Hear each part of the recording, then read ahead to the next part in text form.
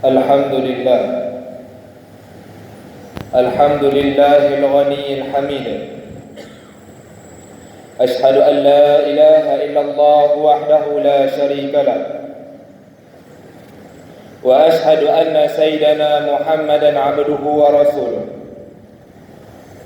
اللهم صل على سيدنا محمد وعلى آله وأصحابه أجمعين.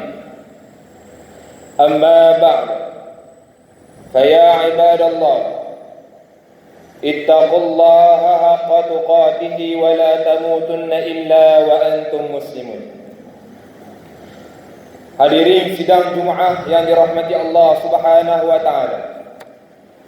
Marilah kita bersama-sama meningkatkan ketakwaan kepada Allah Subhanahu wa taala dengan bersungguh-sungguh melaksanakan perintahnya dan meninggalkan segala larangannya. Mudah-mudahan kita dikurniakan kejayaan yang hakiki di dunia maupun di akhirat insya-Allah. Mimbar pada hari yang mulia ini akan membicarakan khutbah yang berkisarkan kemakmuran masjid. Sidang jemaah yang dirahmati Allah Subhanahu wa taala, masjid dan surau adalah tempat yang suci dan mulia di sisi agama Islam. Ia adalah tempat untuk kita beribadah, menunaikan solat fardu secara berjamaah dan juga ibadah-ibadah sunnah yang lain seperti solat nawafil, membaca Al-Quran, berzikir, mendengar kuliah serta pengajian agama. Bahkan fungsi masjid yang sebenarnya ialah lebih luas sebagai pusat komuniti, perpaduan dan pembangunan ummah itu sendiri. Kaum muslimin yang dirahmati Allah Subhanahu wa taala, kebanyakan masjid dan surau di Sarawak ini dibina dengan indah, kondusif, bahkan ada yang dilengkapi dengan teknologi-teknologi terkini. Begitu juga para jemaah disajikan dengan berbagai kuliah dan pengajian untuk meningkatkan ilmu, pengetahuan dan penghayatan terhadap ajaran Islam. Sesungguhnya perjalanan terjauh dan terhebat bagi seorang lelaki adalah perjalanan ke masjid. Ini kerana jarak jauhnya kita dengan masjid tidak diukur dengan langkah kaki, tetapi diukur dengan hati. Sejauh mana pun masjid dan surau pasti akan dapat dijangkau sekiranya hati sudah terpaut dan cinta. Namun jika hati semakin jauh daripada masjid, sedekat manapun jaraknya, terasa berat dan susah untuk melangkah dan mendaki anak-anak tangganya, walaupun kita disuruh untuk memakmurkan rumah-rumah Allah Subhanahu wa taala sebagai bukti keimanan kepada Allah Subhanahu wa taala. Firman Allah Subhanahu wa taala di dalam surah At-Taubah ayat 18. A'udzu billahi minasy syaithanir rajim. Innama ya'muru masajidallahi man amana billahi wal yawmil akhir wa aqama as-salata wa ata az-zakah wa lam yakhsha illa Allah fa asa ulaika ay yakunu minal muhtadin. Yang maksudnya hanya saja yang layak memakmurkan, yakni menghidupkan masjid-masjid Allah itu ialah orang-orang yang beriman kepada Allah Subhanahu wa taala dan kepada hari akhirat, yakni hari pembalasan, serta mendirikan sembahyang dan menunaikan zakat dan tidak takut melainkan kepada Allah Subhanahu wa taala. Dengan adanya sifat-sifat tersebut, maka adalah diharapkan mereka menjadi golongan orang yang mendapat petunjuk daripada Allah Subhanahu wa taala. Menghadirkan diri ke masjid untuk menunaikan ibadah salat fardu secara berjemaah pada awal waktu adalah merupakan tanggungjawab seorang muslim.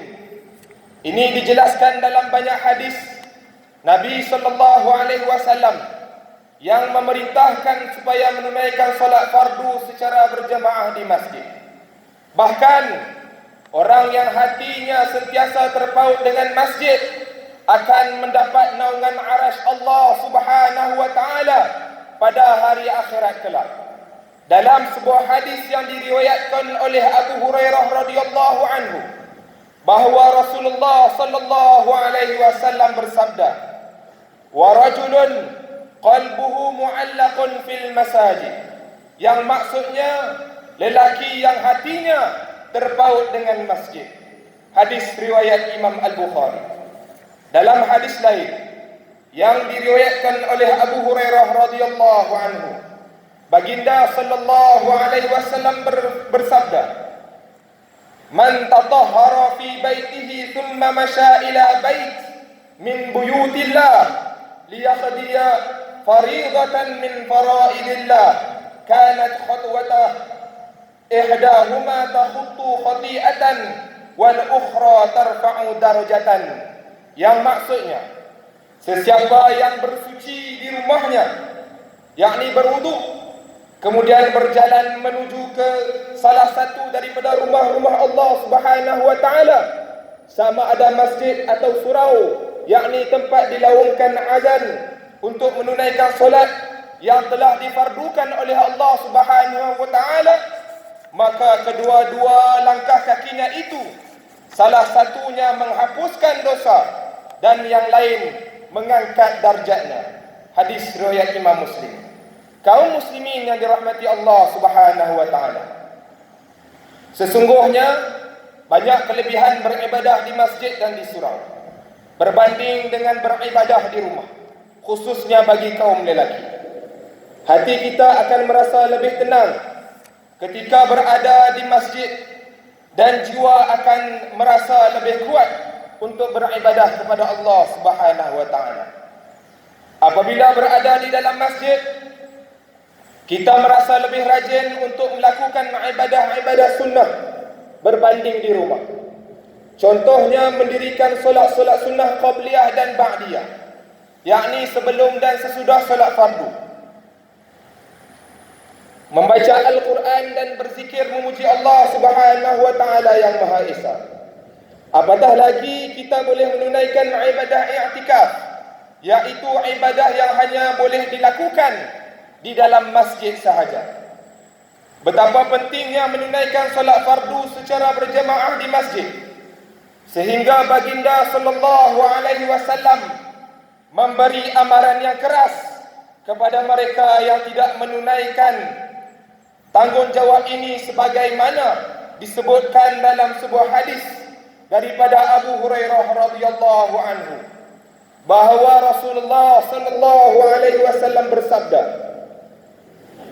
"Laqad hamamtu an amura bis salati fatuqamu thumma ukhalifa ila manazil qaumin la yashhaduna as-salata fa uharriqu alaihim." Yang maksudnya, sesungguhnya aku bertekad supaya solat didirikan, kemudian aku akan pergi ke setiap rumah seseorang yang tidak hadir untuk solat berjamaah, lalu akan aku perintahkan agar dibakar rumah mereka. Hadis riwayat Imam Bukhari.